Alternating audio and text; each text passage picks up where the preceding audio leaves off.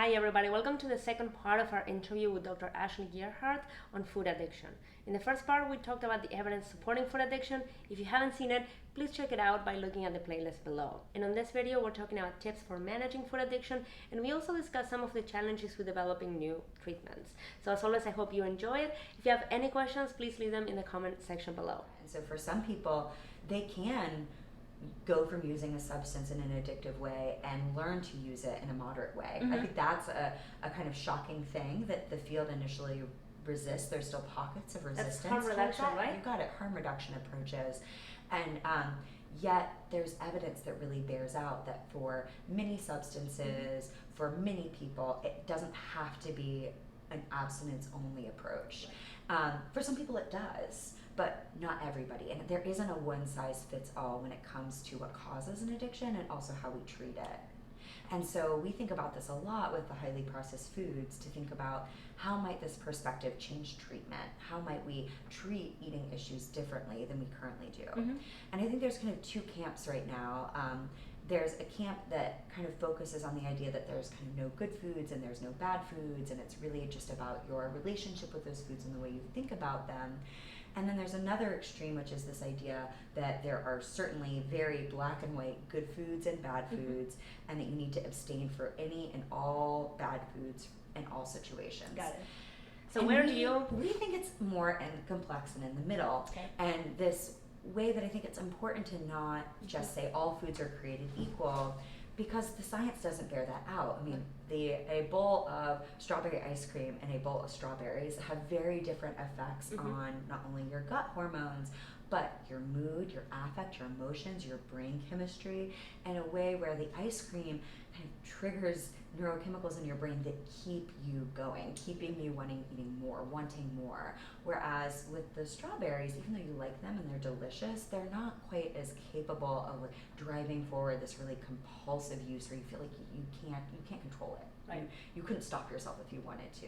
There's something about these processed foods that make them inherently challenging to navigate for the majority of us. Right. On the other end, the idea of having such a restrictive diet for the majority of us is just not feasible in today's environment, and it can really set us up to fail and have what we call an addiction and abstinence violation effect. So you say, oh, I overate this weekend, and I'm never eating chocolate ever again. I'm never drinking again. I'm never drinking again. Hangover, you're like, never drinking again. Same thing. Again. I'm never gonna have any processed junk food ever again. I'm going on clean living, right? Yeah. And that's really hard to maintain, especially forever. And so then, if somebody eats a food that wasn't on their good list, then it can cause this kind of what the hell effect, the abstinence violation effect, that I might as well go to town, binge, eat whatever I want, and then start over again tomorrow. It's like the falling off the wagon kind of Exactly, thing. and that's something we see in all addictions, all addictive disorders, and it certainly plays a big role with eating and food.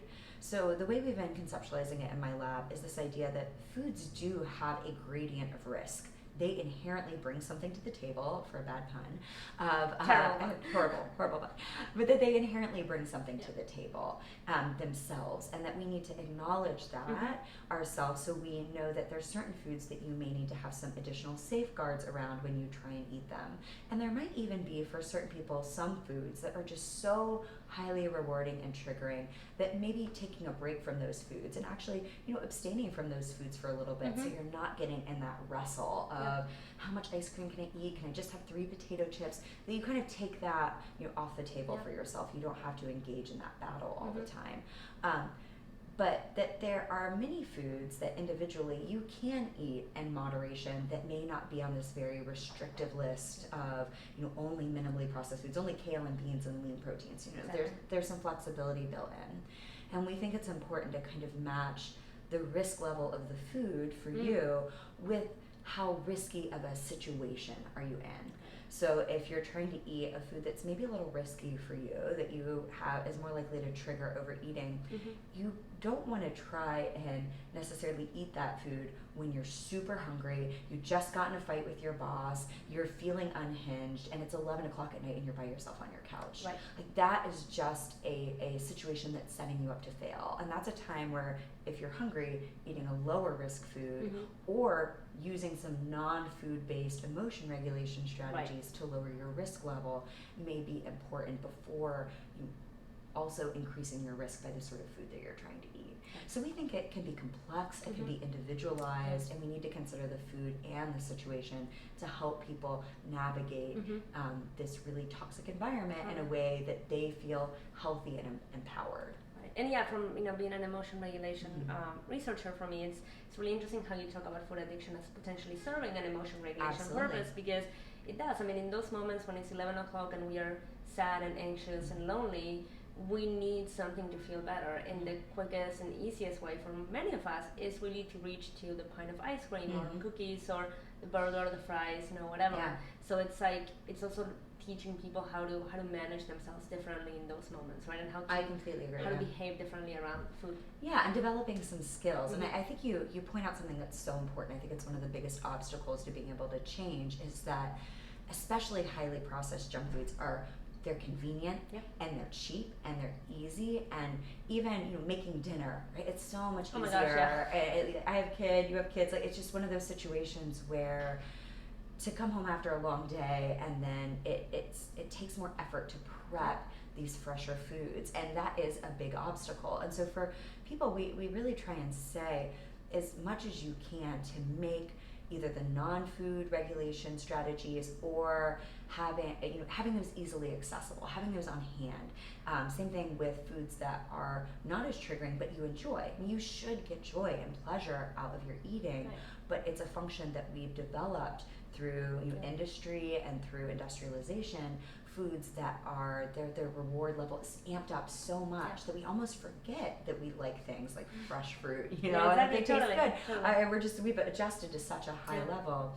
So we have to keep those foods that already have a hard time competing with the highly processed junk foods, keeping them prepped, keeping them convenient, because if there's 3 extra steps to being able to access those and you're already activated or in an intense craving situation or in a highly distressed situation, it's going to make it harder to take those extra steps to get something that isn't as convenient, isn't as immediately distracting from whatever's going on with us emotionally. What can people do to stop from actually engaging in all these compulsive eating behaviors, particularly when they don't want to? What can we tell them they need to be doing differently? Yeah, I think the good news is that there's a number of ways to come at this that can help you get control back. And I think emotions, being able to regulate those emotions can be key. And so one of the things that we'll often have people do is actually start journaling and checking in with themselves repeatedly about what emotions they're feeling during the day. And sometimes they won't know they're feeling something emotionally until all of a sudden the desire for the highly processed food rises to the surface. Interesting. And that's how they realize they're feeling an emotion. emotion. What's going on? What triggered this? So asking yourself, what are those triggers? And a lot of them are internal. And they're emotions that can range from boredom to distress to loneliness, but also really positive emotions can sometimes trigger people to use, and that I need to treat myself. It doesn't matter. I'm just going to give myself permission to just totally stop with my dieting goals or my health goals. So I think knowing where you're at emotionally, learning to kind of check in with your body and check in with your emotions gives you so much more data and information. And then you can work on some regulation strategies to do that. So you're, you've written some of the core papers in this emotion regulation field. And so there's strategies like a reappraisal. So looking at a situation that you might be thinking of in a really negative way and seeing, are there other ways to think about that situation? Some of the things that we'll often have people do, especially if you're feeling really emotional and you can't quite have that conversation with yourself, is actually to just distract. Just to do another activity. It doesn't even have to be a big activity. There's even some data that playing Tetris on your phone for 10 minutes can engage your mind enough that it can allow the emotion or even the craving you're experiencing to start to come down a little bit, that it just isn't as intense. It's almost like riding the emotional wave. Exactly. So like riding this emotional wave, so it kind of peaks and comes down, and then when it's a little lower, you can do some of that reappraisal or thinking about it differently.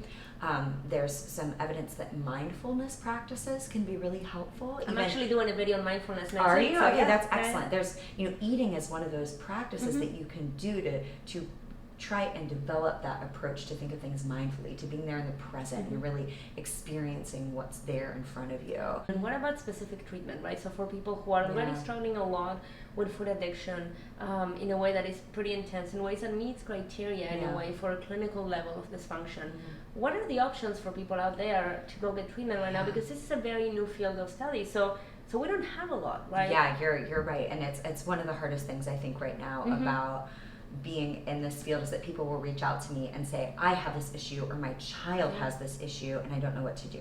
One of the hardest things I think about where we currently are in this field is most of the time and energy we have spent has been asking ourselves, is this really valid? Is there really an addictive process? Right, is there a problem that we need to fix? Exactly. And are we just creating something out of nothing, or do these certain foods really have what looks like an addictive potential? And I would say that generally that's still a very controversial question in the scientific field. There's still a lot of debate, and there's a lot more research that needs to be done to ask that question. So because we're kind of there hasn't been a lot of treatment that's been designed specifically to address this question. So it isn't kind of easily accessible to know what sort of treatment you may need. My first recommendation for people is always to check in with your doctor to make sure there isn't a medical condition that might be underlying it, where it's not a psychological issue per se, but maybe thyroid dysfunction, or perhaps the emergence of certain sorts of metabolic syndromes are untreated and might be driving forward a really strong compulsion for these foods. So you want to check that out. After that, I think that the lowest risk option that I suggest to people are CBT or new wave CBT sort of treatments. Cognitive behavioral therapy for binge eating disorder, ACT has some evidence, DBT has some evidence, mindfulness-based approaches can be really effective, and that's a good place to start where there's more science. I would say generally one of the struggles there is that the general goal is to eat all foods in moderation. And as we kind of talked about, I like that idea in theory, but if somebody is really having an addictive pull with certain foods, eating those foods in moderation may be really difficult for some people. And so sometimes that isn't a match with that treatment goal. But you can speak with your provider and try and set goals that are reasonable for you. On the other extreme, something that is very designed and based on addiction models, or 12-step abstinence-based models, or Food Addicts Anonymous and Overeaters Anonymous. And generally, I would say we don't have a lot of science about those programs and how they might be beneficial or how they might also be risky. And so that's something that when people are thinking about doing, if they've tried other things and nothing's worked and they're feeling really desperate, it might be something that's worth considering, but I think it's going in with caution of knowing that there isn't a lot of science, and there are some concerns that because it can be so restrictive that it might have a rebound effect and create more disordered eating. So really going in with caution and then checking in with yourself quite a bit about what are the effects that is going on. So that's kind of the array of what's out there. We're actually working right now to develop a harm reduction based model that kind of tries to be in more of that gray area, that flexible area. Finding a balance, right? Exactly, and then testing it, because we need to scientifically test our treatments to know the benefits and the risks before we kind of get them out there for people so they can be informed consumers. Absolutely. Here at Therapy Corner, we're big proponents of evidence-based intervention, so it's all about collecting data. So hopefully there will be more funding coming your way and the way of many other researchers who are doing this very important work so that you guys can move faster from this phase of understanding or defining the problem to actually beginning to fix it. Yeah, I agree with you. That's kind of right the part of the field that is just starting to emerge, and I'm hoping in 5 or 10 years that we'll hopefully have some new therapies available for people. All right, that sounds wonderful. This is very interesting line of work. Before we end today, is there any parting words that you'd like to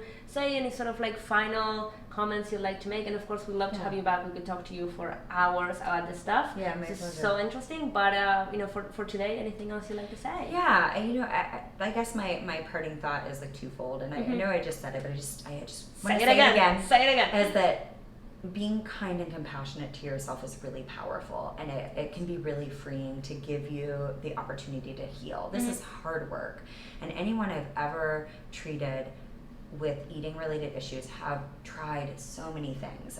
There's stigmatizing messages in our society that people who are struggling sometimes with eating, that they don't care, and like I've never They're seen that to lazy, be the right? case. And there's all Exactly. these stigmatizing messages that have not been borne out. Totally. And so I think being Totally. kind and compassionate to yourself frees up a lot of space to start to heal, and that we need good therapies and treatments. But one of the things that is going to be most beneficial to helping our treatments actually being successful are policy efforts to try and change our food environment in a way that doesn't set us up to fail. Yeah. And so I think thinking on both of those levels of treatment, but then also thinking about political change agents or change agents in your school board for your kids' school lunches or things like that might also be beneficial in changing our food environment so it promotes health and it's not promoting this unhealthy relationship with food and ourselves. Absolutely. We'd actually love to have you back and talk about policy. That is such a fascinating